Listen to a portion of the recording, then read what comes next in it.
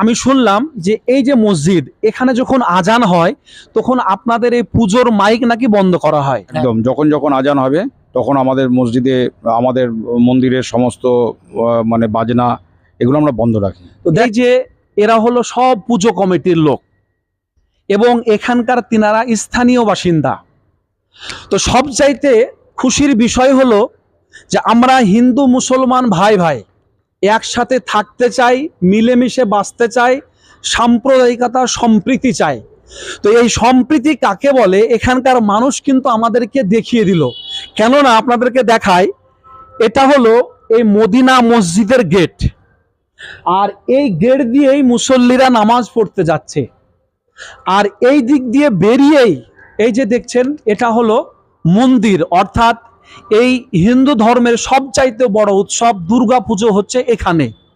তো আমি আপনাদেরকে কথা বলাবো এখানকার স্থানীয় কমিটির সঙ্গে এবং এখানকার স্থানীয় মুসলিম ভাইদের সঙ্গে, একে অপরের সঙ্গে তাদের কি সম্পর্ক আপনাদেরকে আজকে দেখাবো। তো এই যে সাম্প্রদায়িক সম্প্রীতি কাকে বলে সেটা কিন্তু আজকে আপনারা বহরমপুরের মানুষ সারা পৃথিবীকে দেখিয়ে দিচ্ছেন। তো এই বিষয়ে আপনারা কি বলবেন?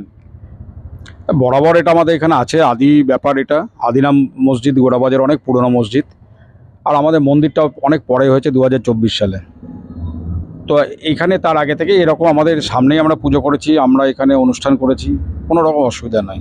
কি বলছিলেন যে এই মন্দির নির্মাণে মসজিদের বড় অবদান আছে? হ্যাঁ, 100 বার এখানে অবদান আছে। আমরা যারা আছেন তারা বিভিন্ন মেটেরিয়ালস দিয়ে, জল দিয়ে, লাইট দিয়ে, আলো দিয়ে, ইলেকট্রিক দিয়ে এবং অর্থ সাহায্য দিয়ে আমাদেরকে হেল্প করেছেন এই মন্দিরটা করার জন্য। এবং এটা 100% এখানে সবাই যারা এখানে আমরা উপস্থিত আছে এবং এই আশেপাশে যত বাড়ি রয়েছে তারা সবাই সাক্ষী। আপনার নাম?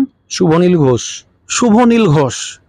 এবং আপনাদের বাড়িতে কোনো আনুষ্ঠানিক কোনো অনুষ্ঠান হলে তারা নিমন্ত্রণ পায়? হ্যাঁ হ্যাঁ, 100 বার পাই এবং আমরাও যাই নিমন্ত্রণ। বা মুসলিমরা আপনাদেরকে ডাকলে আপনারাও যান? তার মানে আপনারা এই বহরমপুরের মানুষ বুঝিয়ে দিচ্ছেন সাম্প্রদায়িক সম্প্রীতি কাকে বলে, সেটা আজকে বহরমপুরে এলেই মানুষ বুঝতে পারবে। একদম, এটা বহরমপুরে সত্যি আসা দরকার মানুষের। তাহলে এই যে হিন্দু মুসলমান নিয়ে যা চলছে সেটা আগামী দিন বন্ধ হবে। আমাদের দেখে শিখলে আশা করি আমাদের এই দেশ আরো উন্নতির জায়গায় যাবে। তো আপনার নাম? আমার নাম তাজউদ্দিন শেখ। তাজউদ্দিন শেখ। মুসলিম এবং হিন্দুদের মধ্যে যে সম্প্রীতি, ভালোবাসাটা আপনারা কেমন আপনাদের মধ্যে?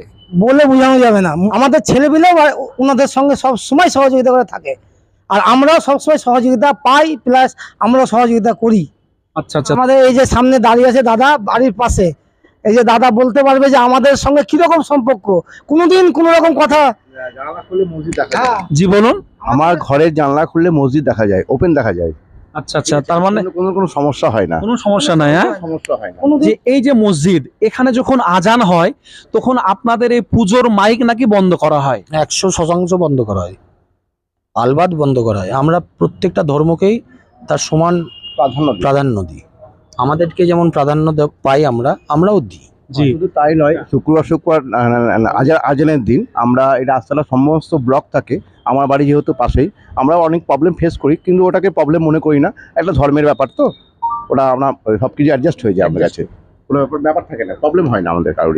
জি, দেখুন উনি বলছে যে আমার বাড়ির সামনে দিয়ে রাস্তাটা ব্লক থাকে, কিন্তু জুম্মাবারে মানুষ যাতে যাতায়াত করতে পারে ভালোভাবে, তাই উনি একটু নিজের ক্ষতি স্বীকার করেও তিনি মুসলিমদেরকে সুযোগ করে দেয় যেন তারা সঠিকভাবে ধর্ম পালন করতে পারে। তাই তো বলছেন? হ্যাঁ, 100 বার তাই। তো দেখুন, এটা হলো আমাদের সেই সম্প্রীতির বার্তা।